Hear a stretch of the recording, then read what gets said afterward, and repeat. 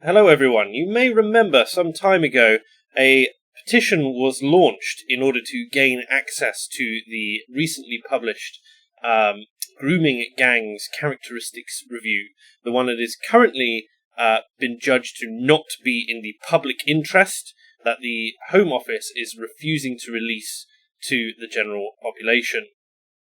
Here we can see The Independent at the beginning of March said that almost 50,000 people, including myself, had signed this petition in order to understand the characteristics of the abusers and, of course, the scale of it.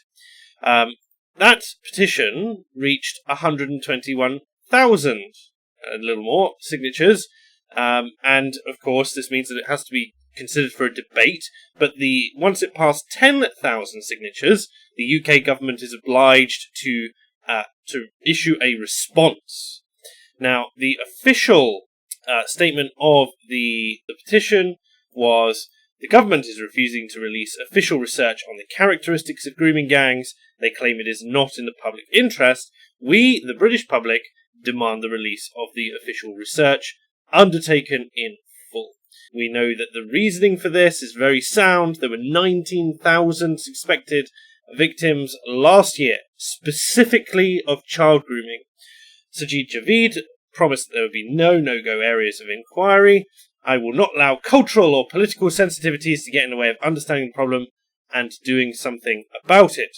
Despite this, the Home Office appears to decide there are no-go areas, at least for the public. Grooming Gang Review is kept secret as findings, as Home Office claims findings is not in the public interest. And they made a stupid statement by claiming that the information could be misleading if made public and used out of context. Well, isn't that the problem with all data? And the problem, of course, that we have here is that, we knew full well that 100,000 people in a petition was not going to make this happen, but it's a good gauge of the kind of pressure in society of how many people are willing to push the button and sign the petition.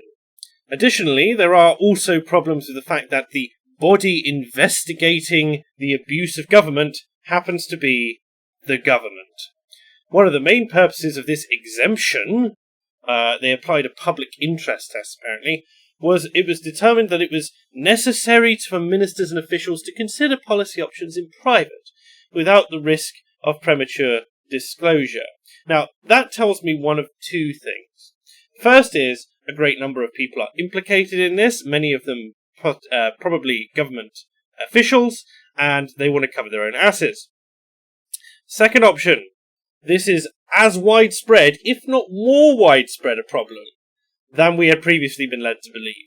And in truth, it could probably be a mixture of all of the above. It could be both of those. Anyway, back to the official response. All of this is old news. Those of you who've been keeping up will know this. However, Parliament has said tackling child sexual abuse is this government's priority. It hasn't been this government's priority for the past 50 years.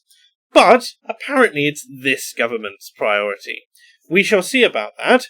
Any insights gained from our internal work, will inform our future action to end this devastating abuse, including the forthcoming strategy. So the inference from this is that once that strategy is released, we'll gain access to the full report, of course. However, thanks to the convenience of coronavirus, all of this gets pushed to the side anyway. And the fact that people are not allowed to lobby their local MPs, are not allowed to read this report so that they can push this to the forefront of the agenda when we know that it is going to tear up large swathes of the government. Not necessarily of MPs, because they're rather transitory, but it will tear up large swathes of the civil service, public officials. As I said before, this has been going on for 45, 50 years. If it's been going on for that long, then the person who was a stamper in the social services at the beginning could now be running the damn thing. And we also know from previous experience as well that the government is remarkably inept at holding people to account. So this is not outside the realms of possibility, but they gave a full response. Child sexual abuse is a truly horrendous crime. We know this. We are against crime. Yeah, great start here. That shatters the lives of victims and their families. Yes, that's why we want to know about the people who did this to the victims and their families. This government has made it our mission to protect the most vulnerable in our society, debatable, and we will continue to work tirelessly at every level to protect blah blah blah blah blah. Our approach is simple. We will do everything in our power to help those at risk, apart from telling them what you're doing, and to leave offenders with no place to hide, except that you won't tell us who those offenders are, where they live, and what they look like. First, we have improved. That's not a call to attack, by the way. That's not like, we've got this group of people. They're predominantly Muslims. We know that they're predominantly Muslims of Pakistani heritage. 84% of all Type 2 paedophilia crimes are committed by these people. The issue with it is that you want to make things safer for people who are not politically engaged. You want people who have basically got their kids and they need to know who to stay away from. Who are the people who are they're most likely to be at risk of if their children are groomed, as these gangs want to do, which means that they ply the kids with alcohol, with gifts, with toys, with money, all sorts of things. They're usually targeting people with poor family relations as well at these schools. So there's not necessarily the communication there.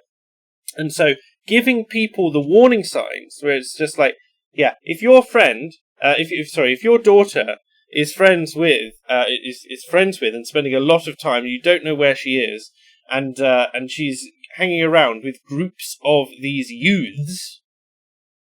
And I know that a great number of families will have been doing this already, but it is the case that the people who are not engaged, the people who are potentially moving into these areas as well, who do not know, people who move for work, a lot of this stuff is in the commuter belt. Rotherham certainly is, Telford certainly is, and it's just unbelievable that people are not being given the information required to safeguard their children. Anyway, so they're claiming that they've improved support to those who've suffered the appalling crime. They've increased the funding from 8 million to 12 million a year, which we know is a paltry figure, seeing as, if I just pull up my own extrapolations here. So, for instance, we know that for Rotherham, Muslims are about 3.8% of the total population. That would be about 9,500 Muslims, of which 3,800 are adult working-age males. And we know that of those, around 19% of them, 420 suspects in all, are suspected of grooming and gang rape offences. That's huge. Might just be an anecdotal case. So we take Telford, 1.8% Muslim, of which 720 are accused of that 1.8%, 2,400 working age males. That's 27%. So, if we take this, and this is an extrapolation and a speculation, but this, when they talk about when the far right, as they call them, seize on this information and they extrapolate out what this possibly means for the rest of the UK, if you look at the entire UK as a speculation, I must highlight, it is a speculation. We don't know. This report would let us know. But the speculation is that of the 2.7 million Muslims in the UK as of 2011, we know it's going to be higher than that, 1.6 million of them are between the ages of 16 and 55, so roughly 60% of them are working age. That's a potential 162,000, assuming basically 20%. Are involved in this sort of thing. And I don't want to say that all of them are, but we don't know. And the people who are looking into these things, who are having to do so off the books, are basically bereft of the information which would be required to prepare them, to help hedge their bets, help to narrow their estimates, to help gain a better understanding of this. We do not know if Rochdale and Rotherham are the worst affected, and Telford even, sorry. We do not know if Rotherham and Telford are the worst affected. All we know is, for instance, that Rotherham had the greatest non-governmental organisation in the country, a group called Risky Business, who helped expose an awful lot of the corruption in the government just by doing a good job. Now, all the other social services in the country are constantly folding in They're doing what made risky business go away. They fold them into the existing governmental structure. They are dissolved. The name may still exist, but we know full well that the function, the non-standard, non-bureaucratic, non-political advocacy that these non-governmental organisations were giving no longer exists. But going back to this response. So they claim to have improved the amount of funding from 8 to 12 million per year and have doubled their support for victims and survivors of child sex abuse to 1.2 million. Now, their support for victims and survivors of child sexual abuse to 1.2 million means nothing when Sarah Champion MP says there may be up to 1 million victims. I think up to 1 million victims is probably a bit steep. I think it's probably closer to around 400,000. Just based on the statistics that we have, extrapolating outwards. Again, pure speculation. This Grooming Gangs report would help shed light on those kinds of statistics. But potentially 400,000. So that means that every single victim gets £3 worth of compensation under this scheme. Ridiculous. Secondly, the vile offenders preying on our children must face justice. Well, as I've already stated, there are between 100 and 150,000 potential abusers in the country, according to extrapolations made from their own statistics, in which case, if this is as widespread as people are claiming, there are not enough prison spaces. I believe we have, it's 82 or 88,000 prison spaces in total, and even if we could, what would be the point? Because they'd just be they'd be locked in, but with all their mates. There's, all the people who've committed the same crime, who follow the same religion, who are from the same ethnic background. It's just be a movement case.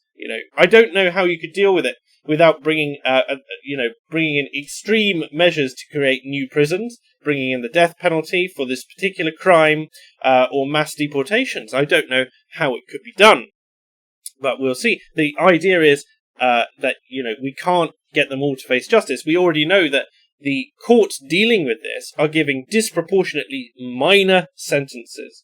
This is why you will constantly see on articles from the BBC statements such as, "We're given a combined sentence of, say, 200 years. It's like, you were involved in a gang rape of 20 to 30 individuals, along with 16 of your mates, and you get a combined sentence of 200 years. Which means that the worst offenders in there, they might get 15, they might get 20 years. But the lowest offenders are getting like 4 years for perpetuating, child sexual abuse over time.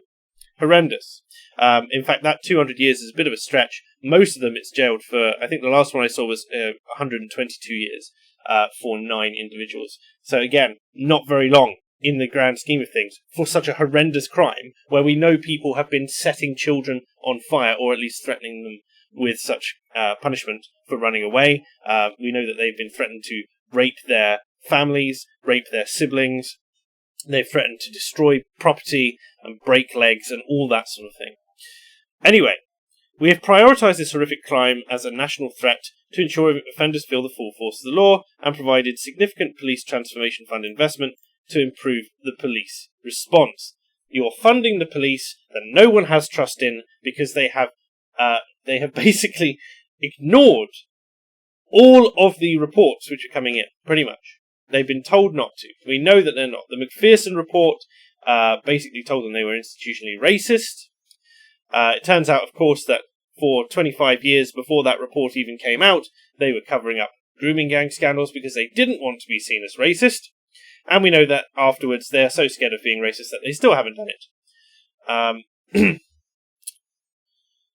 Group offending must be eradicated. Now that's an interesting statement as well because the government distinguishes between groups and gangs. Groups are people who are affiliated but don't have a particular violent streak. Gangs are violent groups of related offenders.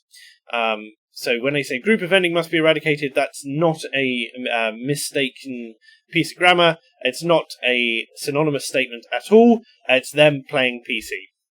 And we will continue to provide special grant funding to forces carrying out major CSE investigations. Again, CSE, not grooming gangs, CSE, major CSE investigations. This is, again, very vague, allows them to deflect. They are able to basically claim all CSE investigations through this, as opposed to specifically grooming gangs ones, which we know are the majority of violent CSE. And it also happens to be the most organised. Last September, we announced an additional £30 million to strengthen our mission to take down the worst offenders and safeguard and support victims. I believe that we have had less than 50 convictions since then. So that's hardly been a success, is it? When we know, from what I've said before, that we have hundreds of suspects. We continue to look for more ways to do more and are developing a cross-government child sexual abuse strategy. We are delaying by having endless committees to ensure the whole system works for victims. Sure. A group-based CSE is a particularly repugnant form of abuse. Yes, we know. That's why we're highlighting it. Child sexual abusers come from all walks of life. Yes, but they come from predominantly specific walks of life, don't they? From many different age groups. Yes, they come from the entire working age group. Communities, yes, they come from all communities because they have infested and infected communities across the nation. Ethnicities, yes, if you want to count 84% being of a single ethnicity. And faiths. I don't know about the faiths one. Unless you want to regard agnosticism as and atheism as faith. For all I know, there could be some Catholic priests mixed in there. But abuse is abuse, as they say. I don't have a problem with that. I have a problem with one particular group of abusers, one particular walk of life, one particular community, one particular ethnicity, and one particular faith being excluded from the scrutiny which it needs to be put under. To help end this terrible form of abuse, the Home Office has been investigating the characteristics of group-based child sexual exploitation. And we will now carry out internal fact-finding work. It should not have been published before fact-finding was done. The government doing fact-finding is also largely irrelevant, given that the government is the organisation being investigated as part of the characteristics on grooming gangs. They are the ones who covered up the characteristics. They are the ones who covered up the abuse. They are the ones who cannot be trusted to do fact-finding. Internal fact-finding in particular, given that it is the civil service which seems to have obfuscated things for multiple governments. Our research will help us better understand offending, to help prevent these vile crimes, blah blah blah. Basically, the rest of it continues to say, we will continue to work relentlessly. Yeah, I'm sure you will. I don't trust anything from this. This is a complete nothing. It has said nothing in response to the actual statement which was made in terms of the petition. It's not in the public interest, and they have not expanded on this particular statement. They have made statements about, it is right for the government to commit internal work, but they have not justified why it is not in the public interest, and they continue to fail to do so.